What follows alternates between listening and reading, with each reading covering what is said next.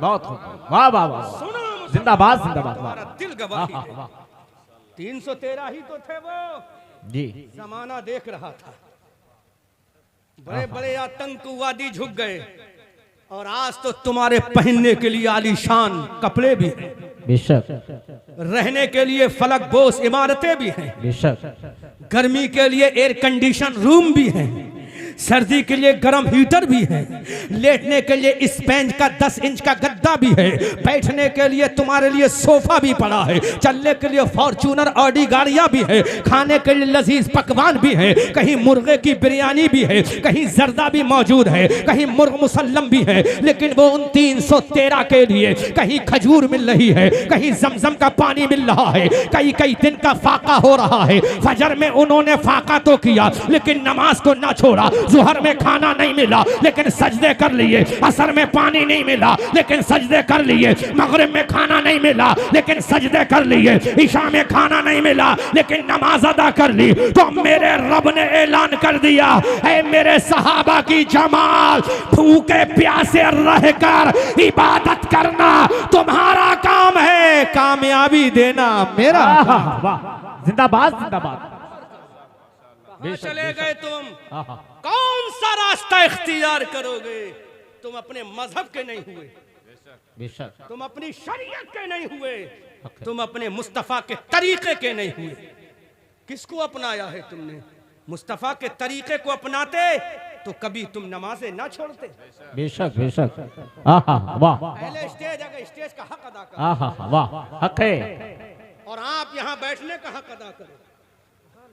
अगर तुम मुस्तफा के आशिक होते तो दुनिया को बताते भूखे हैं तो कोई परवाह नहीं। क्या कहने, वाह। आज मेरे इल्म के मुताबिक, अल्लामा तुफैल साहब, मेरे इल्म के मुताबिक इस पूरे गांव में और इस गांव में जितने गांव बसते हैं, इस शहर शिरावस्ती में जितने मुसलमान बसते हैं, शहर बहराइच में जितने मुसलमान बसते हैं, अपने दिल पे हाथ रख के बताना, कोई एक ऐसा नहीं गुजरा होगा जो 3 दिन भूखा भी रहा हो और प्यासा भी रहा हो। जी, कोई नहीं। मैं आज प्रैक्टिकल बोल रहा हूं, आज मैं वो बोल रहा हूं जो मेरे दिल की आवाज है, वरना लच्छेदार तकरीर करना अल्हम्दुलिल्लाह बखूबी जानता हूं। बेशक, अल्फाज की माला पुरोना मैं जानता हूं, अल्फाज पर तकल्लुम करना जानता हूं, लेकिन नतीजा 0 होता है जी, रिजल्ट 0 निकलता है। बताओ शिरावस्ती में, इस गांव के अंदर कोई ऐसा माई का लाल गुजरा है जो 3 दिन भूखा रहा और 3 दिन प्यासा रहा हो? कोई नहीं होगा मेरे इल्म के मुताबिक, लेकिन करबला का शहंशाह 3 दिन भूखा भी है और प्यासा भी। सुभान अल्लाह, सुभान। 6 महीने का अली असगर प्यासा भी है, नन्ही सकीना प्यासे जबल भी है, मोहम्मद को खाना भी नहीं मिला। अब्बास अलंबरदार के बाजू कट रहे भूखे प्यासे, लेकिन मेरे हुसैन के लाडले बेटे अली अकबर ने कहा, मौला हुसैन का बेटा अली अकबर, अली का पोता अली अकबर, सैयदा फातिमा दादी के जिगर का टुकड़ा अली अकबर, सैयदा खदीजतुल कुबरा का नूर दीदा अली अकबर, 3 दिन का भूखा है ये गवारा है, 3 दिन का प्यासा है ये गवारा है, गरीबुल वतन है ये गवारा है, खाना नहीं मिला ये गवारा है, लेकिन मौला गवार रहना, तेरे फरिश्ते देख रहे हैं कि 3 दिन का भूखा तो हूँ, लेकिन मौला सजदा नहीं छोड़ा है, इबादत नहीं छोड़ी है, रियाजत नहीं छोड़ी है, बंदगी नहीं छोड़ी है, क्योंकि मौला नमाजें देना तेरा काम है और नमाजें लाना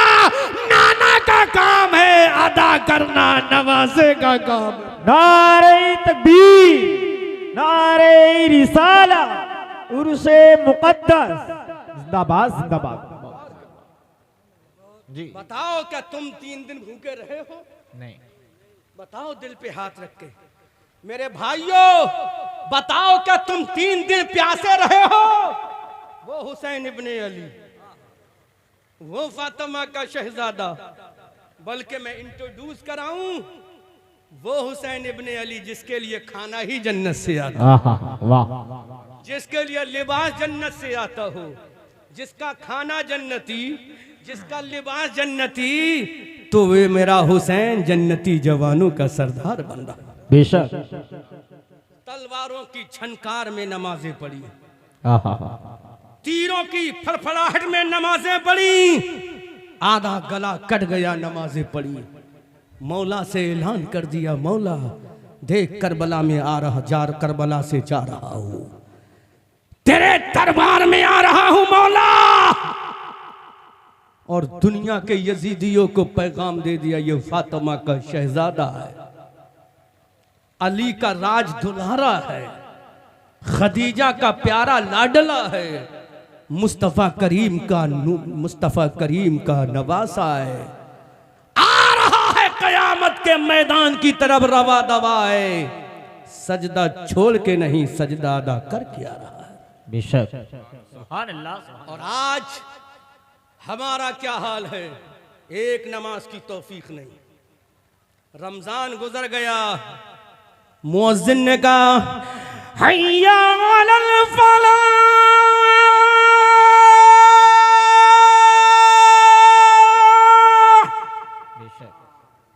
नतीजा क्या निकला? 0 निकला। अव्वल वक्त में फजर के मुअज्जिन ने कहा अस्सलातु खैरुम मिनन नौम, हम बिस्तर पे गए। दोपहर की तपती हुई धूप में मुअज्जिन ने कहा हय्या अलस सलाह, हम आराम में रहे। सूरज ढलते वक्त में मुअज्जिन ने कहा अल्लाहु अकबर अल्लाहु अकबर, लेकिन हम महबे गफलत रहे। रात की तारीकी आई, मुअज्जिन ने कहा हय्या अलल फलाह, भूल गए ये किसका पैगाम दे रहा है। नतीजा खानकाहों तलक आ पहुंची है दुश्मन की सिपाह। खानकाहों, बड़ी खानका करते हैं हम। तवज्जो से सुनो तकरीर का एक एक जुमला। बड़ी खानका करते हैं, घमंड था हमें कि हमारी खानकाहों का कौन क्या करेगा। एक हवाला पेश करूं, पढ़ा लिखा हवाला पेश करूं, इजाजत हो जी? अहले स्टेज की जी जी। बोलो बोलो जी।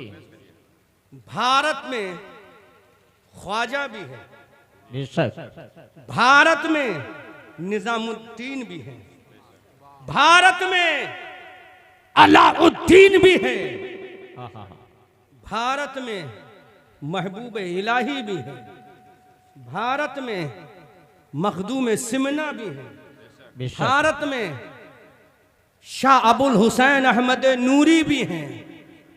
अब हवाला नोट करो, ये सब कब्र में हैं। बेशक। सुभान अल्लाह सुभान अल्लाह। कब्र में, मिट्टी में नहीं मिल गए, ये कब्र में है। कहाँ है ये? कब्र में। बोलो, जुमला अदा करो, कहाँ है ये? कब्र में है। कब्र में। और हमारा अकीदा क्या है? अल्लाह वाला कब्र में हो तब भी जिंदा, कब्र पर हो तब भी जिंदा। जी बेशक। जमीन में हो तब भी जिंदा, तब भी जिंदा, जमीन पर हो तब भी जिंदा। वो अलग चीज है, हमारी निगाहों से ओझल है। दिल छू जाए अगर तो कबूल करना मेरे भाइयों, आज बड़ी तकलीफ होती है, लेकिन मजबूर हैं हम भी अपनी कौम को पैगाम देने के लिए। करें तो करें क्या? अगर इसको ढकते हैं तो ये खुलता है, इसको ढकते हैं तो ये खुलता है। किसको छुपाएं, किसको ढकें? इतने बुजुर्ग होने के बावजूद सुल्तानुश शुहदा फिल हिंद, बेशक। सुभान अल्लाह सुभान अल्लाह। इतने औलिया होने के बावजूद सुल्तानुश शुहदा फिल हिंद को लुटेरा कहा जाए, हमें तो मर जाना चाहिए। सुल्तानुश शुहदा फिल हिंद को आत्मकारी कहा जाए, ये अगर अकीदा हमारा मजबूत होता तो किसी की हिम्मत नहीं थी। जी हक है। किसी की हिम्मत नहीं थी, किसी के माँ ने ऐसा लाल पैदा नहीं किया जो उंगली उठा देता, लेकिन कमी हमारी है। अब हवाला दे रहा हूं, हवाला नोट करो और तवज्जो से सुनो। अल्लामा शेख अब्दुल हक मुहद्दिस देहलवी ने किताब लिखी है जिसका नाम ज़ुब्दतुल आसार है। बेशक वो बहजतुल असरार इमाम अबुल हसन शतनबी अश-शाफ़ई की तलखीस है। उसमें लिखते हैं जब बगदाद के अंदर तातारियों ने मुसलमानों पर हमला किया था, सब दोहराओ, किसने हमला किया? तातारियों। समझ में आ रहा है? आज तुम्हें होश में आना पड़ेगा, वरना समझ लो अभी तो तुम्हारी गर्दनें तुम्हारे जिस्म पे सलामत हैं, फिर एक दिन वो आएगा बहुत जल्दी कि तुम्हारी गर्दनें गेंद फुटबॉल की तरह उड़ा दी जाएंगी। कमेटी के नौजवानों, तुम्हारी गर्दनें फुटबॉल की तरह उड़ा दी जाएंगी, फिर कोई तुम्हें बचाने नहीं आएगा, चाहे वो कोई भी हो तुम्हें बचाने नहीं आएगा, तुम्हारी मौत का तमाशा देखा जाएगा। फिर किससे लो लगाओगे? जिससे लो लगाना थी उसी को तुमने छोड़ दिया, बेशक जिससे जी। मदद मिलना थी उसी को तुमने छोड़ दिया है, जहां से ताकत मिलना थी वहीं को तुमने बंद कर दिया है, जहां से हमें हर तरह की कुव्वत मिलना थी उसी रास्ते पर तुमने चलना बंद कर दिया है। अजीजाने मिल्लत इस्लामिया, अल्लामा शेख अब्दुल हक मुहद्दिस देहलवी अपनी किताब ज़ुब्दतुल आसार जो तलखीस है बहजतुल असरार की, उसमें लिखते हैं जब बगदाद के मुसलमानों ने नमाज को पढ़ना छोड़ा, जब बगदाद के मुसलमानों ने अल्लाह की इबादत को छोड़ा, जब बगदाद के मुसलमानों ने नाफरमानी करना शुरू कर दी, तो उन पर अल्लाह ने तातारियों को मुसल्लत कर दिया। उन तातारियों ने जब काटा था, चंगेज खान ने जब काटा था, हिलाकू खान ने जब काटा था, तो मुसलमानों के सरों से फुटबॉल खेली गई, मुसलमानों के सरों की खोपड़ी से शराब पी गई, मुसलमानों के बच्चों को अन्नियों पर उछाला गया, मुसलमानों की औरतों को काटा गया, मुसलमानों के नौजवानों के जिस्म को चीरा गया था। उस वक्त एक गौसे आजम के सिलसिले के कादरी बुजुर्ग थे, उन्होंने देखा कि अपनी फलाह व ज़फ़र के झंडों को नस्ब करने वालों,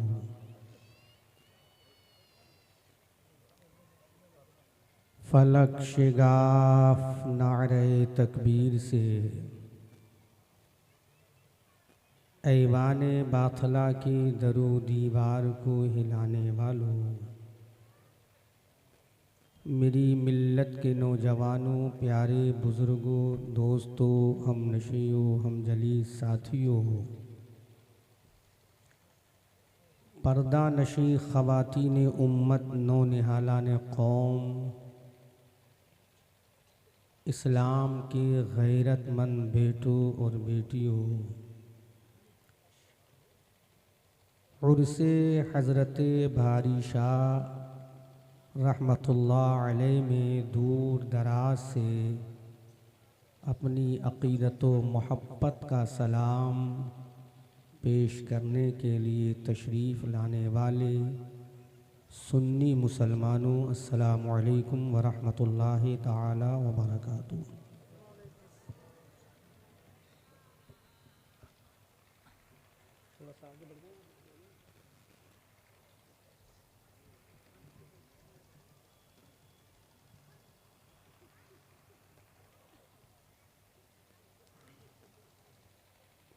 मैं मुबारकबाद पेश करता हूँ अरकान कमेटी को।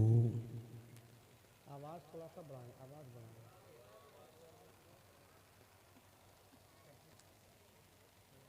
जिन्होंने एक अल्लाह वाले के उर्स के मौके पर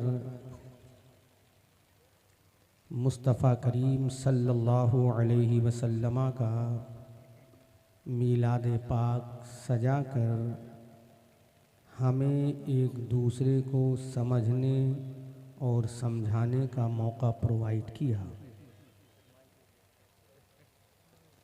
मैं दुआ करता हूँ रब्बे क़दीर बाक़ाए रसूल बशीर नज़ीर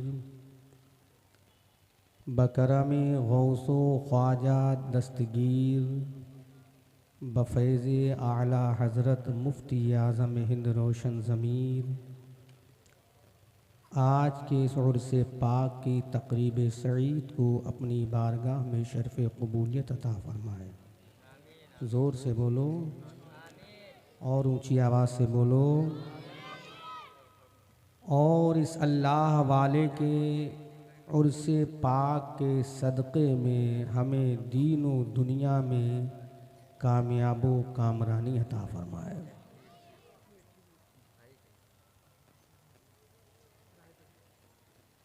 मुझसे पेशतर ख़तीब ने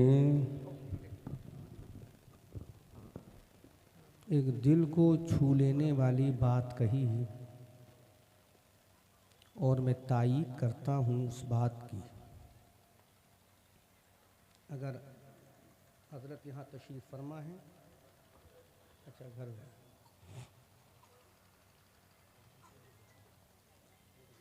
जो चीज़ शरीयत में जायज़ है वो जायज़ है और जो नाजायज़ है वो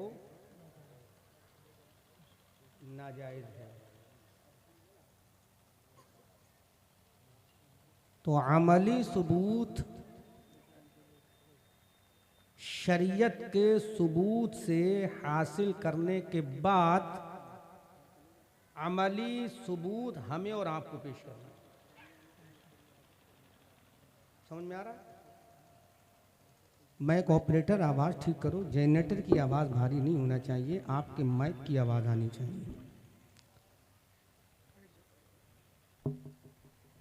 और आवाज़ इतनी क्लियर करो कि आज मुझे बहुत कुछ काम की बातें करनी है।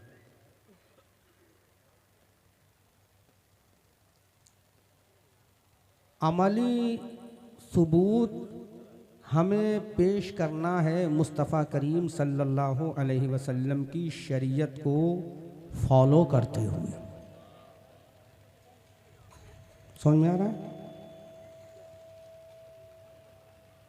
फर्स्ट ऑफ ऑल हमारे नज़दीक अल्लाह और उसके रसूल का हुक्म ही सब कुछ है। Order of the Allah as well as Rasulullah, everything in our life in the world।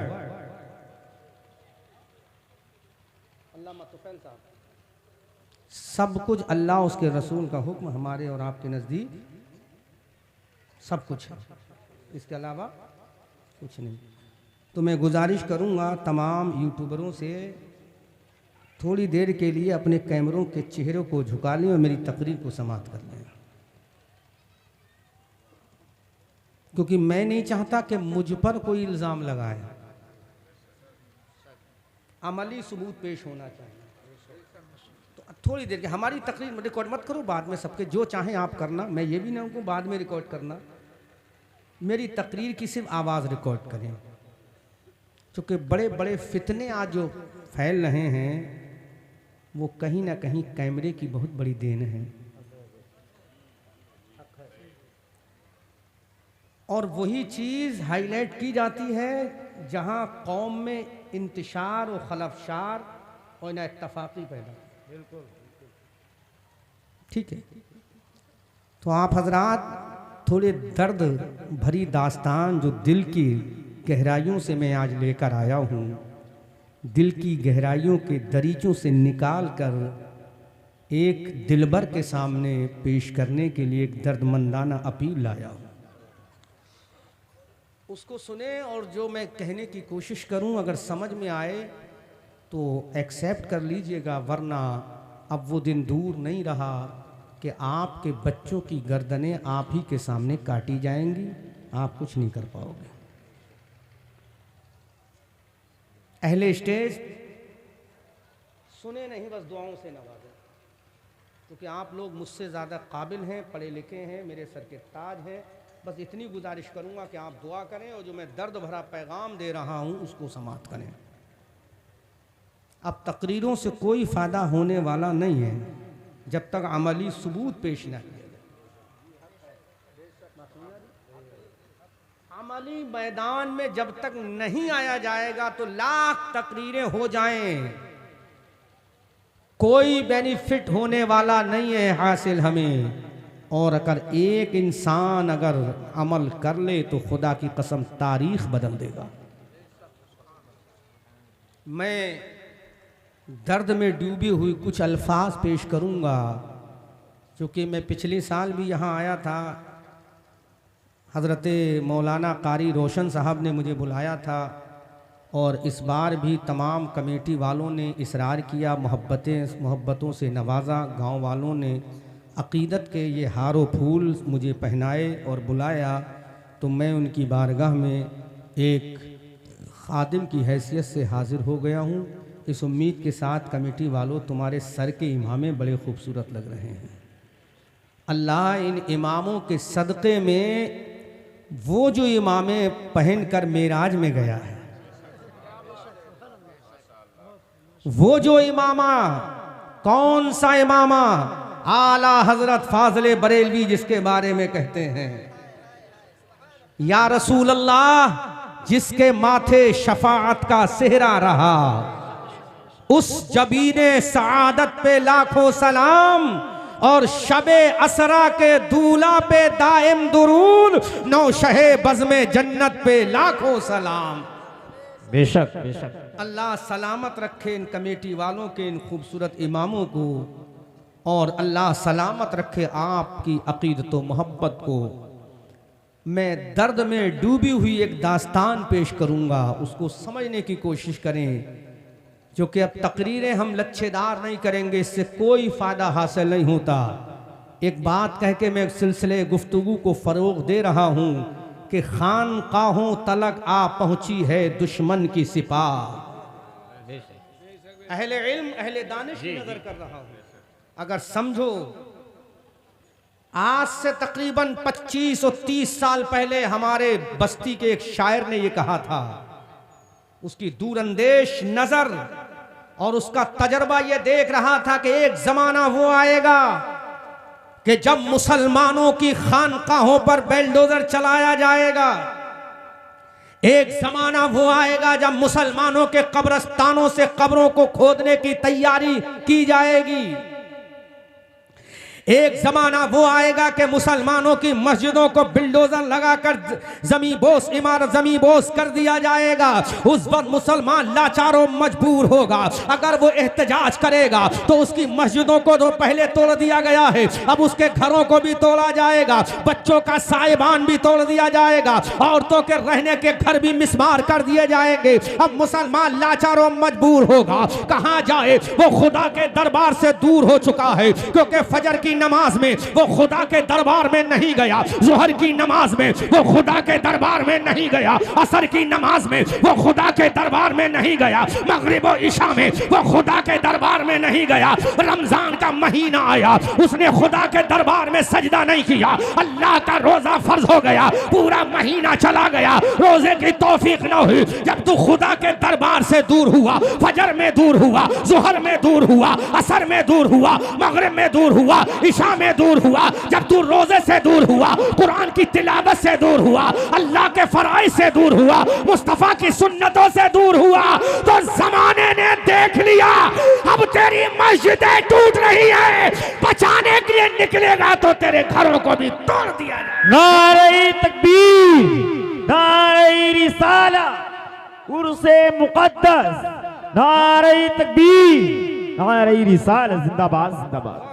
वाह, हक है, बहुत खूब। काय के लिए निकलोगे? मस्जिद बचाने के लिए? तो मस्जिद तो पहले ही टूट चुकी है। अब किसके लिए निकलोगे? मस्जिद के मीनार बचाने के लिए? तो जिसमें तेरी बहन बेटी इज्जत की जिंदगी गुजार रही है, उस घर को बेलडोजर से तोड़ा जाएगा।